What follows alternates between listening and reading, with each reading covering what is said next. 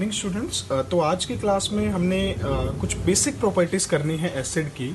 आप लोगों को याद होगा जो मैंने पिछले वीडियो लेक्चर में आपको समझाई थी बात कि एसिड्स की कुछ प्रॉपर्टीज़ होती हैं और वो गैसेस रिलीज करते हैं रिएक्शन के बाद। Pop sound test, milky test हमने पढ़ लिया, लेकिन कुछ इंपॉर्टेंट फिजिकल प्रॉपर्टीज़ हैं एसिड की जो आपको याद रखनी है और इस पर भी क्वेश्चन फ्रेम आउट होते हैं। पहली प्रॉपर्टी आपको सबको पता है कि जो एसिड्स हैं वो क्या रिलीज आउट करते हैं, H positive ion. Second property है एसिड जो हैं वो कन्वर्ट कर देते हैं ब्लू लिटमस को रेड में। लेकिन इस कॉन्सेप्ट में आपको एक बात और याद रखनी है कि जो ब्लू लिटमस रेड में कन्वर्ट होगा वो तभी कन्वर्जन होगी जब मॉइस्ट कंडीशन हो। अब समझते हैं इस बात को डिटेल में। यानी कि अगर आप एक ड्राई ब्लू लिटमस का ना पेपर होता है, अगर आप एक ड्राई ब्लू लिटमस का पेपर लेके जाओगे, किसी एसिड में डिप करोगे, या एसिड की सपोज कोई गैस है, सपोज यहां से समझते हैं, थोड़ा सा डिफिकल्ट होने वाला है तो थोड़ा अच्छे से समझेंगे। H2SO4 है, ठीक है। अब H2SO4 से अगर मैं गैस की बात करूं, किसी रिएक्शन में सल्फर डाइऑक्साइड निकल रही है, तो ये कैसी गैस होगी, एसिडिक।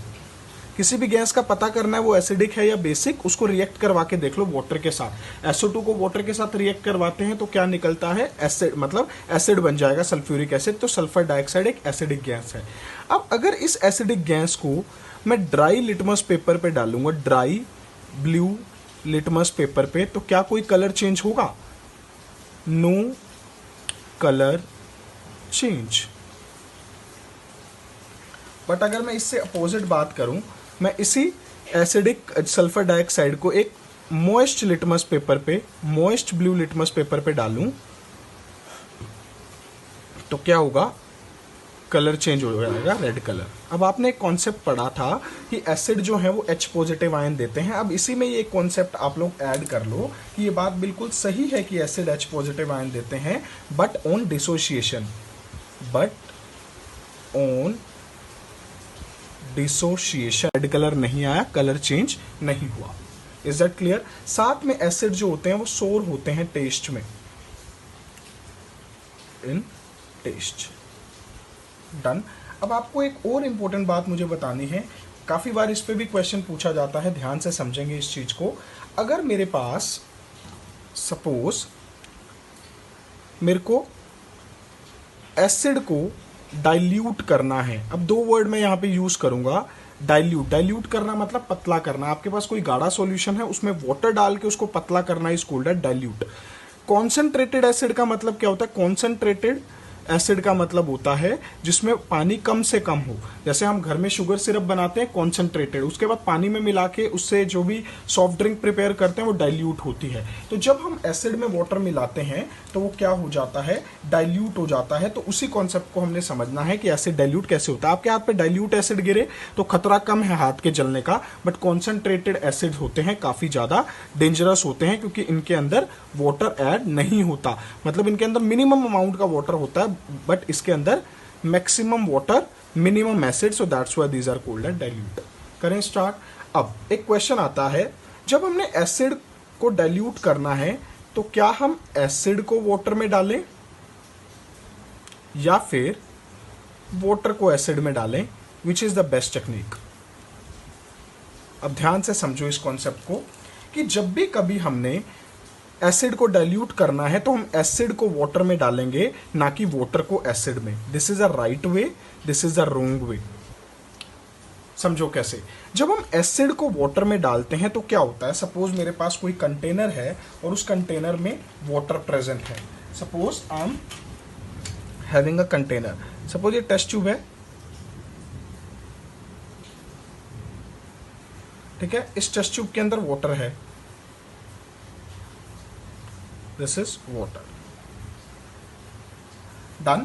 अब मान लो मैंने ऊपर से 2 या 3 ड्रॉप डाली, किसकी, एसिड की। सपोज यहां से मैं एसिड की 2 या 3 ड्रॉप्स इसके अंदर डाल रहा हूं, तो क्या होगा, डाइल्यूट होगा, और जो एनर्जी होगी वो वाटर क्या कर लेगा, ज्यादा एनर्जी और हाई हीट निकलेगी। अब क्यों हीट एब्जॉर्ब नहीं हो पाई? क्योंकि टेस्ट ट्यूब के अंदर क्या प्रेजेंट है, टेस्ट ट्यूब के अंदर एसिड प्रेजेंट है। अब एसिड के अंदर जैसे ही एक दो ड्रॉप वाटर की गई तो ये सारा का सारा एसिड क्या हो जाएगा, this complete acid will be spilled out, ये स्पिल आउट हो जाएगा और ये एक सीरियस एक्सीडेंट कोज कर सकता है, स्पिल आउट हो जाएगा and it cause a serious accident. तो इसलिए आपको एक बात याद रखनी है कि जब भी एसिड और वाटर को आपने मिलाना है तो डाइल्यूशन के टाइम पे आपको एसिड को वाटर में मिलाना है, ना कि वाटर को एसिड में। तो ये कॉन्सेप्ट पता चल गया, छोटे छोटे कॉन्सेप्ट थे, इस पे क्वेश्चन आते हैं। एक क्वेश्चन पूछा जाता है एक्टिविटी के ऊपर कि बताओ जो ग्लूकोज वाटर है वो कंडक्ट नहीं करता C6H12O6, ये ग्लूकोज है, ग्लूकोज वाटर कंडक्ट नहीं करता इलेक्ट्रिसिटी को लेकिन एसिड करता है, क्यों? उसका रीजन है भाई सिंपल सा, ग्लूकोज डिसोशिएट होकर आयंस देगा, मतलब ये टूटेगा तो आयंस बनेंगे नहीं बनेंगे, और अगर आयंस नहीं बनेंगे तो इलेक्ट्रिसिटी भी कंडक्ट नहीं होगी। लेकिन HCl पानी में जब डिसोशिएट होगा तो H पॉजिटिव और Cl नेगेटिव आयंस देगा। और आपको एक बात पता है, अगर आयंस मिलते हैं तो आयंस मिलने से क्या होता है, इलेक्ट्रिसिटी कंडक्ट होती है। तो acids are good conductor of electricity, लेकिन जो कोवेलेंट कंपाउंड होते हैं जैसे कि ग्लूकोज वो इलेक्ट्रिसिटी कंडक्ट नहीं कर पाते। Is that clear? सिमिलरली एक और क्वेश्चन इसमें बन सकता है कि जो रेन वाटर होता है वो तो कंडक्ट करता है इलेक्ट्रिसिटी को, लेकिन नॉर्मल वाटर डिस्टिल वाटर नहीं करता, क्योंकि रेन वाटर के अंदर भी क्या प्रेजेंट होते हैं, आयंस। देखिए सारा का सारा खेल आयंस का है, जिसमें आयंस प्रेजेंट होंगे। रेन वाटर में इंप्योरिटीज होते हैं, आयंस होते हैं और मेनली एसिड भी होता है आजकल, तो एसिड रेन। तो इस वजह से रेन वाटर कंडक्ट कर सकता है, कंडक्ट इलेक्ट्रिसिटी। लेकिन अगर मैं नॉर्मल वाटर की बात करूं, डिस्टिल्ड प्योरीफाइड वाटर, तो वो इलेक्ट्रिसिटी को कंडक्ट नहीं करता। Is that clear? So these are the some important points जो मैंने एसिड्स में आज आपको बताए हैं। इसके बाद हम लोग स्टार्ट करने वाले हैं कुछ बेसिक्स बेस के। हमारा एसिड वाला पार्ट कंप्लीट हो चुका है। Now we are going to start the next important part that is called as a base. तो मैं यहां से स्टार्ट करूंगा। देखिए अगर मैं बेस की डेफिनेशन को थे, खट्टे थे, लेकिन ये कैसे होते हैं, बिटर होते हैं टेस्ट में, और साथ में कैसे होते हैं, सोपी इन टच। आपने सोप टूथपेस्ट को टच करके देखा हो, काफी झाग जैसे सोपी होते हैं ये। सो दैट्स व्हाई ये आपके पास ये फिजिकल प्रॉपर्टीज आ गई। और साथ में मैंने आपको पहले दिन भी बताया था, ये रेड लिटमस को किस में कन्वर्ट कर देते हैं, ब्लू में। So these are the basic important points that you need to remember about the bases. Clear? अब बेस भी क्या होंगे, स्ट्रॉन्ग हो सकते हैं और वीक हो सकते हैं। अब आप मुझे बता सकते हो कि स्ट्रॉन्ग और वीक में क्या फर्क है, जैसे हमने एसिड्स में किया था। देखिए स्ट्रॉन्ग और वीक में वही फर्क है जो एसिड्स में फर्क था। स्ट्रॉन्ग क्या करेंगे, जल्दी डिसोशिएट होंगे और OH नेगेटिव जो रिलीज करेंगे वो ज्यादा अमाउंट का करेंगे, और वीक वाले क्या होंगे, जल्दी डिसोशिएट नहीं होंगे और OH नेगेटिव का अमाउंट क्या होगा, कम होगा। अब कुछ एग्जांपल्स की तरफ बढ़ते हैं स्ट्रॉन्ग बेस और वीक बेस का। जैसे KOH है, पोटेशियम हाइड्रोक्साइड है, it is a strong base. ये काफी स्ट्रॉन्ग बेस है, अगर ये हाथ पे भी गिर जाता है तो काफी ज्यादा दिक्कत क्रिएट कर सकता है। तो स्ट्रॉन्ग बेस में आपने एक एग्जांपल पढ़ लिया, that is example KOH। Weak base में बहुत सारे एग्जांपल है, MgOH ट्वाइस, आपने ये कंज्यूम भी किया होगा। जैसे इनो होता है, फ्रूट सोल्ट खाते हैं हम एसिडिटी से बचने के लिए, तो इनो वगैरह में मैग्नीशियम हाइड्रोक्साइड यूज होता है। तो ये सारे क्या हैं, वीक बेस हो जाएंगे।